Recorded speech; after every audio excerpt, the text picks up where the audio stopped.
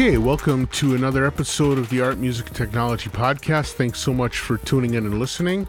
This week we want to again thank Splice for their support of the podcast. Splice.com has got a special deal going with us right now. First of all, if you can help out the podcast by jumping over to splice.com/artmusictech-music. That's ARTMUSICTECH-music.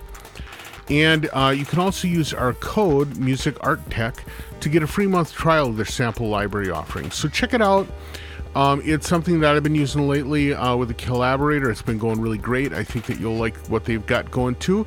But they're also helping make this podcast available for free to everybody. So I'd appreciate if you get a chance, jump over there and help out the podcast by working with them. Now, enjoy this interview with Craig Colorusso. Today, I get a chance to talk to someone new to me. His name is Craig Colorusso. I got a ping from him about some artwork that he did at an old haunting ground of mine. I used to hang out with some folks, mostly Jane Regler, down at UCCS, University of Colorado in Colorado Springs. It turns out that Craig had put up an art piece down there that I needed to take a look at. So I did some research and it really spoke to me. So I did a little bit more research and everything this guy is doing was speaking to me. So I was like, hey, I got to talk to him. So there you go. With that, I would like you to meet Craig Colorusso. Hey, Craig, how's it going? It's going great, man. How are you? All right. Thanks a lot for taking the time out of your schedule to have a chat. Why don't we start off by having you explain a little bit about what your artwork is and what your current practice is like? Okay, sure. I describe myself as someone who makes things that make sound. I started out as a guy in bands. I played guitar, and I just could not imagine my life without a guitar in my hands, but I didn't see a future for myself in the music world. So now I make sculptures that make sound. That's a really interesting but short introduction, but it also is interesting because one of this piece that I just talked about that you put up at UCCS, one of the things I noticed is, first of all, it is beautifully sculptural, but secondly, it is very much a guitar piece, albeit a long form one. I'd say that's fair. They're very accurate. Yeah, one of the things I would say is that, so when I talk about long form, we're talking really long form. So you actually have this, so it's sort of synchronized with the lunar cycle, right? Yeah, I mean, it's basically a 29.53 day piece of music that repeats. And just a quick backstory. I have another piece called Cube Music that is 6 4-foot by 4-foot aluminum cubes that has sound and light coming out of each of the cubes. And, you know, when I saw the metal, I could hear the music. And so I composed the music for this piece. And then I did the math and I realized that piece lasted 28 days. And I was so blown away by that fact. I thought, that's so cool. This thing is huge. And then I started to think, it's 28 days, but there's no real reason for it to be 28 days. And so then, you know, I just kept thinking about that. And so with the Moon Pod, I feel like I created a piece of music that lasts 29.53 days, and it really needs to be that long. It's not just the arbitrary math of it. It is what it is. So yeah, I think everything kind of leads into, all my pieces lead into each other. And I think that's a perfect example. Yeah, that's really an interesting point. Now, one of the things that I really liked about the Moon Pod, and this is, again, the piece that's down in Colorado Springs, is that it is interesting on a sonic level, it's interesting on a sculptural level, and it's even interesting kind of from a locale level. So from a sonic level, you've built this thing, and it's got this long cyclical thing, but it's built off of guitar recordings, right? Yeah. Basically, each day, a note or two gets added or subtracted depending on where it is in the cycle, and it waxes and wanes in different patterns. So each are unique.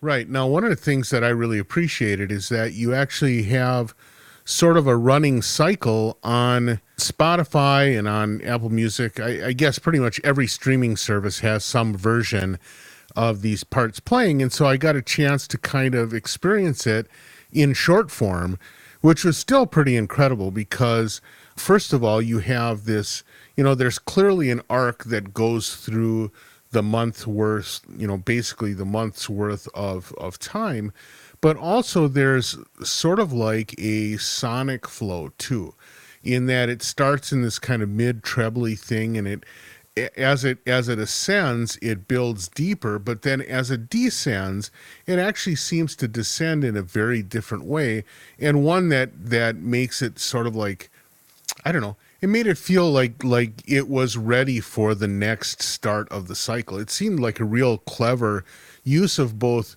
not only of the notes, but of the tonality and the timbre of the thing. Oh, thanks, man. I'm 48 years old, and I can't say for sure how many full moons I've seen, but it just seems weird that it's happening all the time, and it's such a beautiful thing that I don't get to look at it as much as I should. And so part of doing this piece was kind of like forcing that aspect into my own life. And I feel like the moon waxes in one way and it wanes in another. And that's why the music's different. Interesting. Now, the other thing that's cool is that about this piece is that sculpturally, it's also very interesting. It's this frame which you can sort of sit in. It's almost like an open room type of thing. But where I really thought it was effective was, given the really sunny disposition of Colorado Springs and the way that the light kind of interacts with the sky in the mountains, it seemed like the throw of shadows and stuff was really effective in terms of making it kind of even a bigger sculptural piece than actually existed in the form. Yeah, I mean, totally. Yeah, how did you design that, and what was your thinking in terms of coming up with something that would not only have this sonic part, but also would have this kind of like really rich visual component as well? Well, the music came first because I think that's how my mind works. And then I was like, what can I do with this? And the first version of this piece was actually a wall-mounted thing that had 7 squares that would slowly rotate over time, meant to be hung on a wall inside. And I just never loved it. I couldn't get the motors to do what I wanted to do right. And I kind of stumbled with like, how can I represent the beauty of the light that you get from the moon? And I just thought, why mimic that? Why not try and make use of what's already there? Because it's so beautiful. And so, this all took about 3 years. I like being outside. I like being part of nature. I like to, kind of enhance what's already there. And so the shadow aspect of it is just this evolving thing, similar with the music. It really kind of gives you a reason to go back. Right. That's absolutely true. Now, this outdoor aspect of your work is, we see this in other things as well. One of the things I noticed on your website that really caught my attention were these things called the sun boxes, which are a really clever little, almost like drop-in kind of art installation piece, right? Now, the one thing is, I didn't get a chance to hear them. I only got a chance to see them. What is the musical part of that?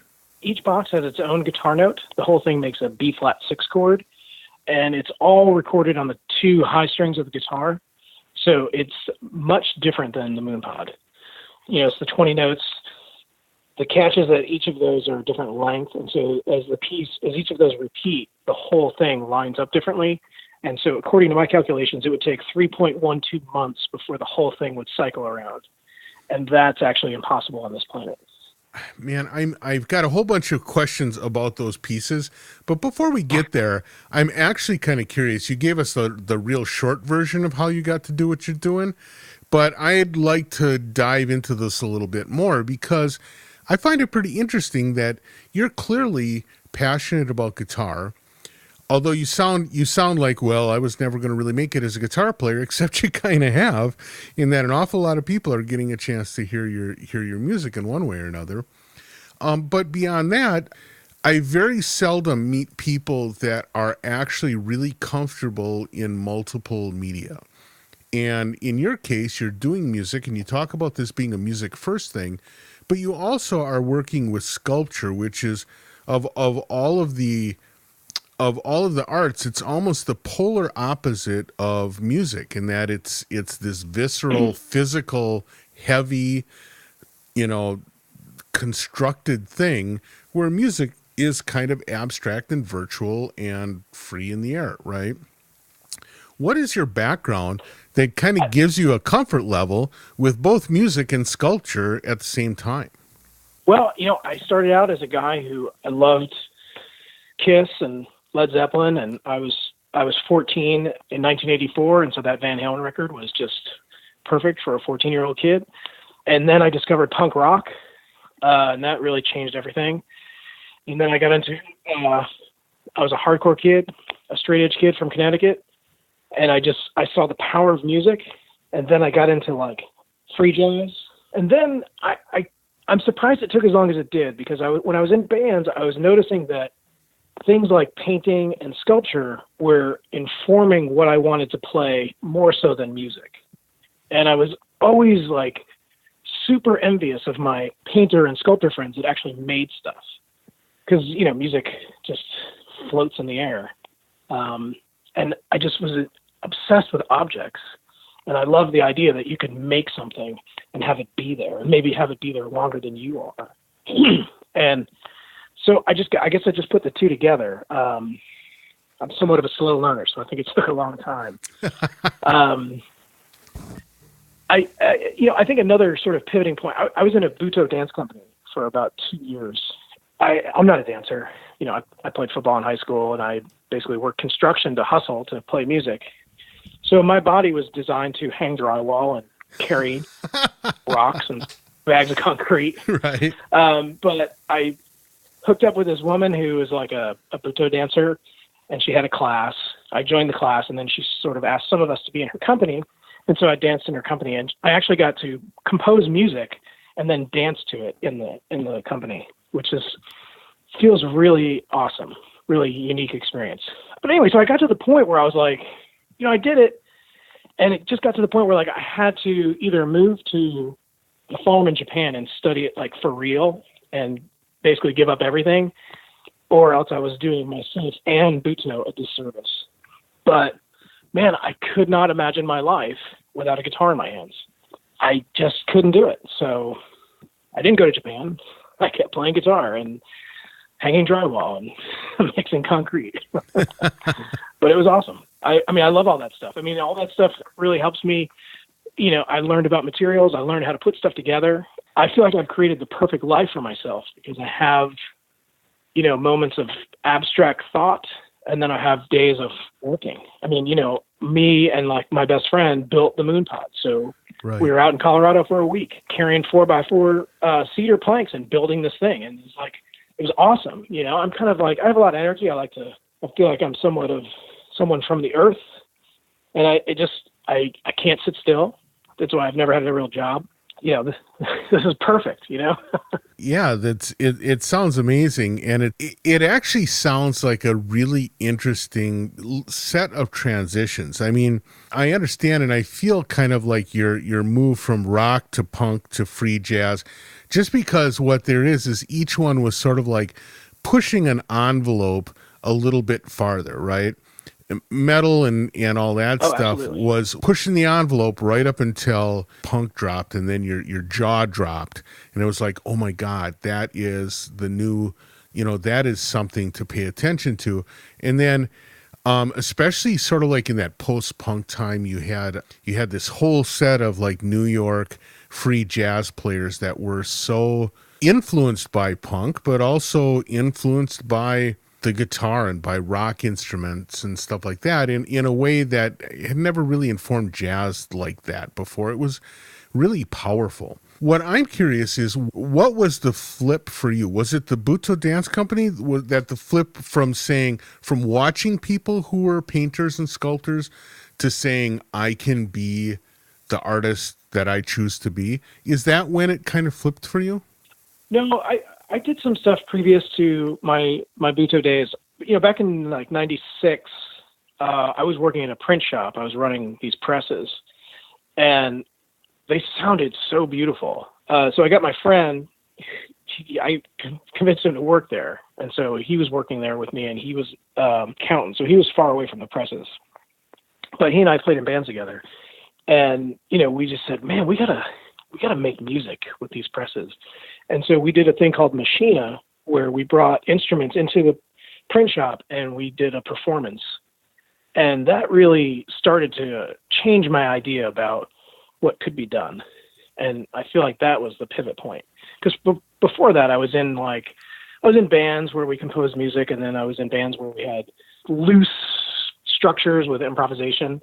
Right. And it was all, definitely just in the music world. Right. But once we did Machina, I was like, man, the world is so much bigger than it seemed yesterday. And it was awesome. He's like a really good friend of mine. We lived together in a mansion in Waterbury, Connecticut. And somehow our boss let us do this. And I will forever be thankful for that. But we got up one morning at like 3 a.m. to go practice in the print shop. And it was just so cool because it was just the two of us. It was really dark, and no one else, it didn't seem like anybody else in the world was awake. And we were in there, making music with like guitar, bass clarinet, timpani, some drums. And it was awesome. And I think that really got the wheels turning. And, kind of like you were saying before, just taking it to the next level and just keep going with it. But I think that was definitely the starting point. That's kind of telling, because it does point to this thing too, where you are able to sort of calculate, almost like hear a thing and imagine it as a composition, which I think that's sort of like one of the cores of a lot of successful composers, is this ability to maybe synthesize the whole from different things you hear or different things you encounter in the world. I think that's a pretty interesting mechanism. I would like to talk a little bit about the actual artwork that you do, because there are things there that I am really curious about. So let's start off talking about the sun boxes. First of all, is there a set number of them? Yes, there are 20. I honestly wanted to do 100 of them, but I didn't have the time or the money. Now, one of the things I love about them, and I hope people will take the opportunity to go look at your site. It's craigcolorusso.com. There will be a link in the show notes. But I would like for people to take a look, because what they remind me of is almost like the old style stage monitor wedges kind of things, right? But they sit on the ground, and one direction is solar panels and the other direction is a speaker, and then there's something inside, and that's what is the noise making or that is what each individual unit is. But I love it because it's a drop-in. I mean, you don't have to worry about wiring or any of that kind of stuff, right? This thing just drops and rolls. No, I mean, this is, another one of my jobs was a stagehand. So, dude, I have laid miles of cable. So this is like liberation for me. Yeah, it's amazing. If you don't like where that box is, you just move it. You don't need to call in the Teamsters. You don't need to call electric. You don't need audio. You just do it. It's awesome. So a quick backstory with Sunboxes. In 2008, my really good friend, Sexy David Sanchez, called me up and said, yo, make something solar. We're going to the desert, and just hung up the phone. And then the following year, he and I and this other guy, Richard Vossler, went out to Rhyolite, Nevada, at a place called the Goldwell Open Air Museum. And we made a show called Off the Grid. And our goal was to make art using sustainable energy. And so Sunboxes was my idea. I will forever cite Dave as a catalyst for all this. But I think the reality is I've been thinking about this idea for probably 20 years. Being in bands, and I have a big ego. I like being on stage just as much as the next guy. But there's always going to be that barrier between the audience and the performer. And that's cool, but I wanted to try something else. And that's the thing about all of these pieces, is that you get right up in it. There is a place in the world for things to be behind bulletproof glass. I'm kind of a rough and tumble guy. Right. I like people coming up and touching it and being part of it. And I think that's where all this is headed for me. It's just making environments for people to kind of come into, to enter and exit. Now, I'm curious about the technical issues involved in making these sunboxes. I had I had the experience at one point of working with someone to do an outside sound sculpture piece someplace on the West Coast. And it was great, but it was very difficult to get enough solar power to actually power anything that would have a reasonable sonic value at all. What have you got going there, first of all, that makes it viable? And secondly, do you have it where it's doing a battery charge or something so that it can work in the dark, or is it really is it sort of like requiring sunlight in order to operate? No, that's a great question. It's all direct sunlight, and that's actually one of my favorite parts about all this. When the sun is out, they sing. When the clouds come, depending on the clouds, it gets quiet. If the clouds are really dense, all the sunnies will turn off. But, one door closes, another door opens. When the sun burns through, they all start at the same time, and that is absolutely beautiful. The first time that happened, I was totally freaking out. I was in the desert with Dave, and, super bright day, and this little tiny cloud covered the sun, and I was like, oh, come on, and I'm like doing the math in my head, like, bigger panels, smaller amps, and, Dave is ultra cool, and he's like, dude, just relax. And like, I was in the desert sulking, kicking rocks. Right. And then sure enough, like 10 minutes later, the sun burned through and I was like, oh my God, this is awesome.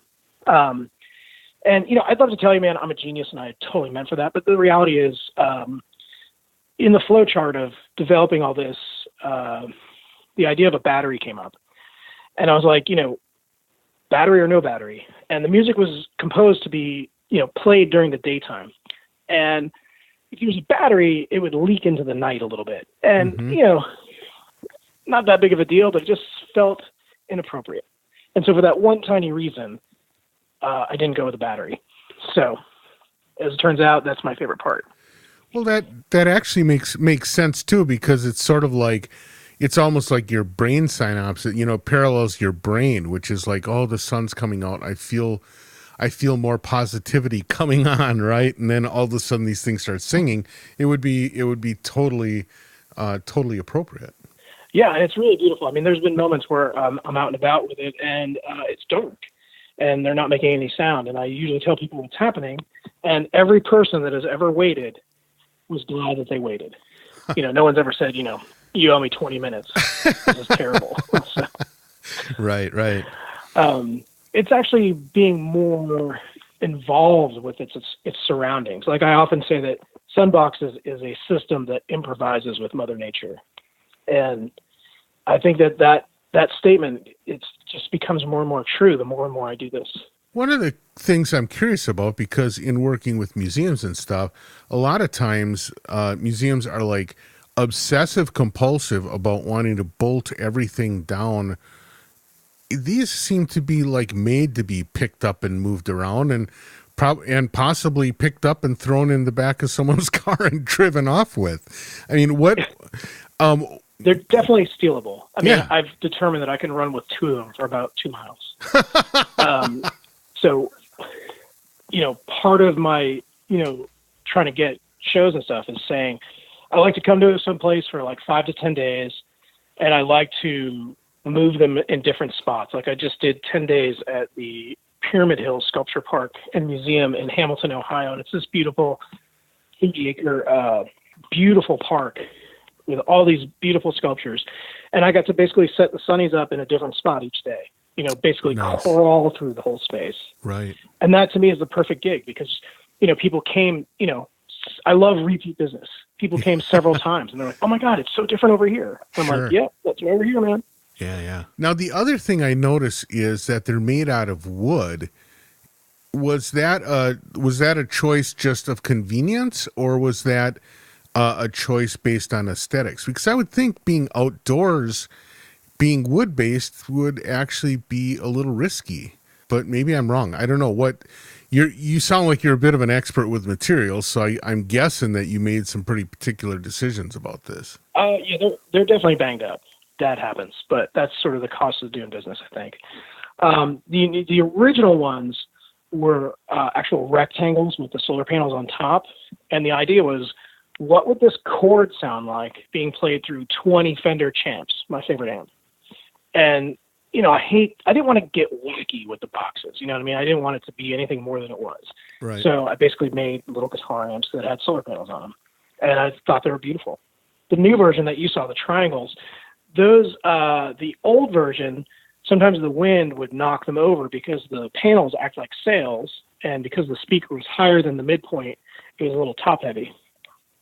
But if you can imagine the speaker and the panel in the same plane, so basically the energy from the sun is coming and then kind of giving it right back through the speaker. The new version is much more of like a prism where the energy from the sun comes from one side and then goes out the other. It's a subtle difference, but it really makes a huge difference when I'm setting it up. It makes a difference setting up, but I also bet that really makes it so that the locale is impactful. So if you have walls around the backside, or if you have trees in certain places, because those are kind of firing in an upward but rearward way, you're going to get all kinds of weird directional behaviors too, right? Oh yeah, definitely. My 3 parameters for setting it up are, number one, there's 4 notes and there's 5 of each of those notes. So I try and spread those out so you get a full sense of the chord everywhere, but I don't get crazy about it. And then I try and make it so that your body can literally be surrounded by boxes in several spots. And then I just try and make it look like it makes sense in the space I've been given. And that's the really interesting part, because it is literally different everywhere I go. And sometimes it's different day to day, hour to hour.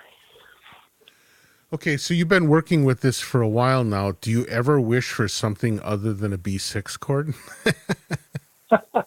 Well, I started out, it's actually a B flat 6. I started out in the key of B flat because that feels like daytime and uplifting.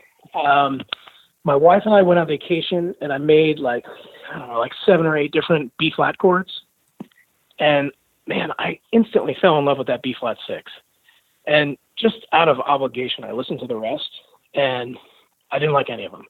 So, I mean, I feel like it's been B flat 6 from the start, and no, I haven't looked back. I love it. That's really great. Now, if we move on to I guess I would like to move on to the Moon Pod, but before that, I mean, you talked a little bit about this thing. Boy, I can't remember what you called it. The cube music. Yeah, cube music. Did that come before or after the sun boxes? Oh, that came before. Oh, okay. And what was that, and how did that lead into the idea of the sun boxes? The guy who helped me build the Moon Pod, actually, and the drummer, the guy who I did Machina with, we all lived in a mansion in Waterbury, Connecticut. And the other guy, Ryan, he's a trained blacksmith. His family business is a sheet metal shop. And they were making these little cell phone holders for Porsches. And so they cut the pieces out of these sheets of steel. And then the piece left over is called a skeleton, and they recycle those. Okay. And one day he came home with some skeletons, and I was like, "Hey, what's that, man?" He's like, "Oh, it's just garbage. I didn't have enough room in the dumpster." And I was like, "Dude, hold on a second." So I pulled a couple of them out and I hung them up on my wall, and I just looked at them for weeks, for months. I thought they were so cool. And I actually hung them off my wall, so there was probably 2 inches of space between my wall and the skeleton. And so the shadows would come into my room and kind of move. And I thought, man, this is awesome. I don't know what I'm going to do with this, but this is awesome. Geez, I guess probably the next year I moved to New York, and I called my friend, called him Collect. Actually, I was working a rave in the Bronx. And I said, "Hey, man, I want you to make me some cubes with those skeletons. I want to put sound and light in there."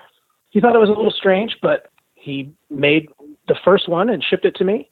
And I just sat in my loft, and I just played my guitar and looked at it and did a bunch of stuff with lights. And slowly we worked on the rest of them. And now there's 6.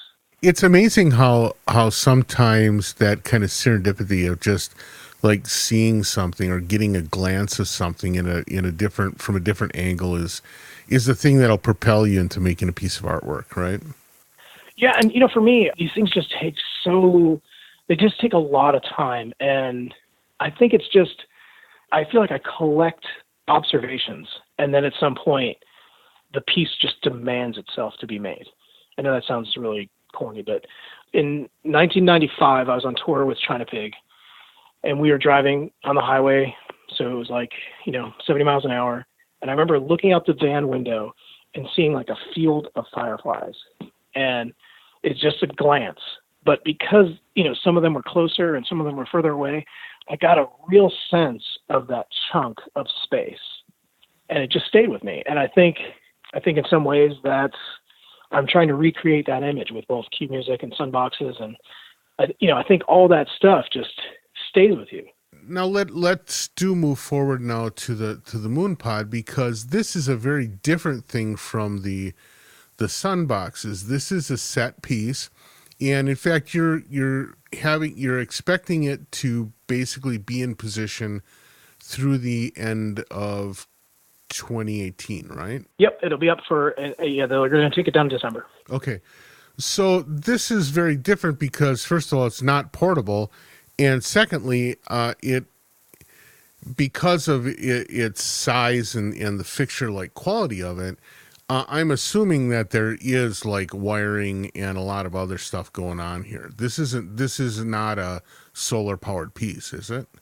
No, it's powered. We didn't have the space to really set up the panels, and I would eventually like to make a moon pod that's even bigger, make it out of aluminum, and have it be solar powered. Right. But I wanted to get this one done first, Yeah, sure.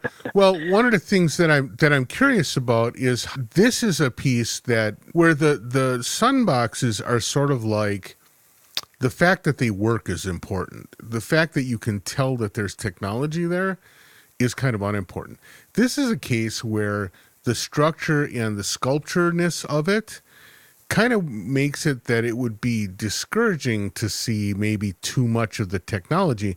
So somehow you've got some stuff hidden in there, and I don't know where, but it's clear you've got some kind of playback system involved, but I don't see, there's no visible speakers. There's no visible, like, quote, technology to it, other than the fact that it's generating this sound all the time. Yeah, I mean, the speakers are in there. They're buried because they're those outdoor speakers, those green ones. And there's 5 speakers, so it's a 5-channel piece, and it's powered by 5 Raspberry Pis.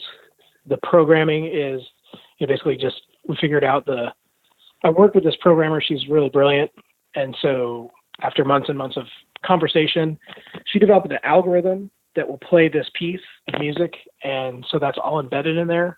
Okay. And so each of those speakers plays 6 notes, but all of those Raspberry Pis and all the amps and all that stuff is underneath the bench. I don't know if you want me to. Okay. No, that's actually divulge my secrets. Well, I kind of do, because I mean, in a lot of ways, you're doing kind of the hard work of being an artist, which is taking a look at things and saying, well, this might not be practical, but it's what I want, and finding a way to do it. And I actually think that that it's really interesting to say, okay, well, there's, we have a bench because it's a place you go inside.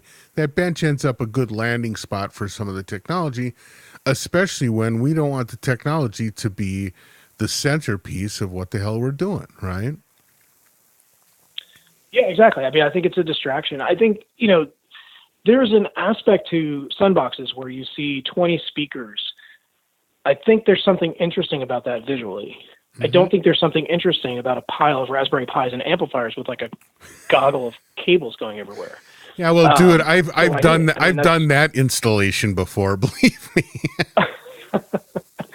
Right? I mean that's carpentry 101, man. You got to hide your tracks. So one of the things that is a hallmark of all these things we've talked about is the thingness of it. And you said that you're kind of obsessed with objects. And again, coming from a background of music and being a musician, in a way, we've been put in a position where objects are sort of not part of the game anymore. I mean, if you do a gig as a musician and you try and hand out CDs, people look like you're trying to give them leprosy, right? You don't want them. Everything is streamable. Nobody wants, unless it's a hipster that wants a piece of vinyl. Nobody wants anything that you're handing out. The thingness of being a musician has largely gone away. the thingness is all there is in sculpture, or seemingly so. I mean, how are you going to basically use that in combination with the music to sort of like maintain the ability to do music with a thing? I went to Florence. You know, my wife, she's just so much more smart than I am and much more well traveled. And she was like, "Have you seen the David?" And I said, "No." And she said, "You can't be an artist until you've seen the David." And so we went, and I was like, a little like, why do I want to see this guy? I've seen this thing my whole life. Who cares? It's a nice picture. But, yeah. Man, I walked in and I stopped in my tracks. There was something about the David that was unworldly. I can't describe it. I mean, I feel like you can do so much with objects.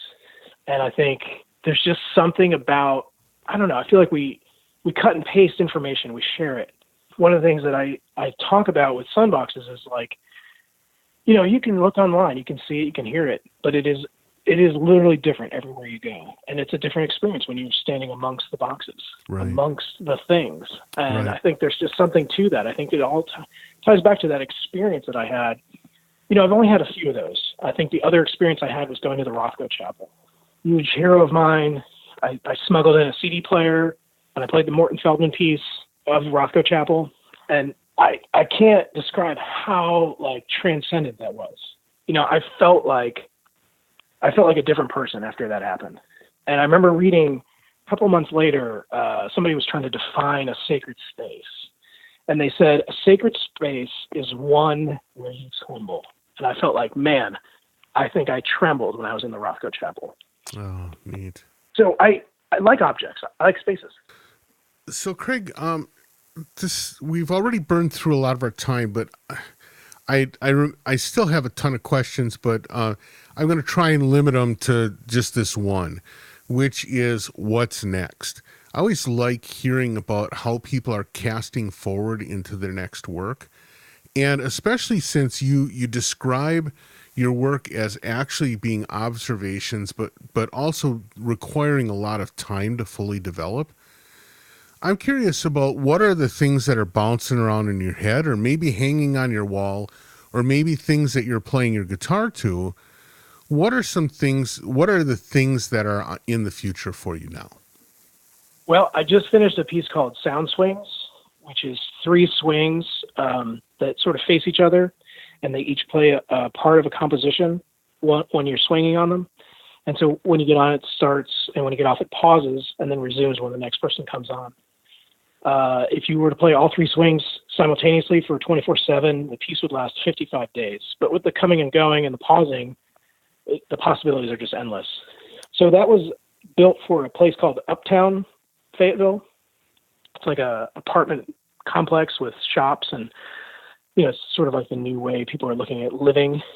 That went over really well, and so now I'm working on a new piece called Sound Steps, which will be 17 blocks that basically play a composition similar to Sound Swings, okay, as you sit or step on them.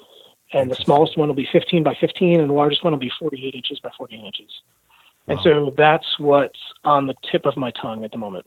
That's really interesting. And I love this idea of, even the Moon Pod does this too, this thing where it's, because it's sculptural, you're touching it, but especially in the case of things like a swing or these steps where you're physically, you're really interacting with them because you're stomping on them or sitting on them or whatever. That's really interesting because it engages the body more directly, right? Yeah, and I think this is just taking that idea of, you know, becoming part of the piece to the next level. I shy away from saying playing because I think that implies virtuosity, and that's not really what this is about. It's more about you coming and having a say in what happens sonically or visually, and just do it. Just be part of it. You know, I feel like I'm old enough to remember the world before the internet, and I feel like when I'm out and about, I just cannot stand seeing these like teenage kids with their devices and their faces. And the thing about Sound Swings is like, look, just put your phone down for a second, find a friend, and come make this thing happen, because it'll sound different with more people. Right. And you know, the sound steps are the same kind of thing. Like, look, man, just get off Instagram for a second, find a couple of friends, you know, bring 4 friends, see what it sounds like. Right. Maybe come back next week with 6 friends. See which one you like better, or not. I don't know. I just sort of feel like I talk to a lot of people that feel trapped, that they're just too intertwined in a false kind of, these false intimate relationships. And I think that this is a way to kind of snap out of that. Well, it's a fabulous vision and something that I applaud you wholeheartedly on. I think that's an amazing way to go about drawing the world into your work. Craig, I want to thank you so much for taking the time to have this chat. This is really great. I feel like I learned an awful lot, but I've also been inspired to think about things a different way. So thank you so much for that. You're welcome. Thank you, man. All right. And with that, then, I am going to let you have the rest of your evening. We will talk again soon. All right? Okie dokie. Thanks.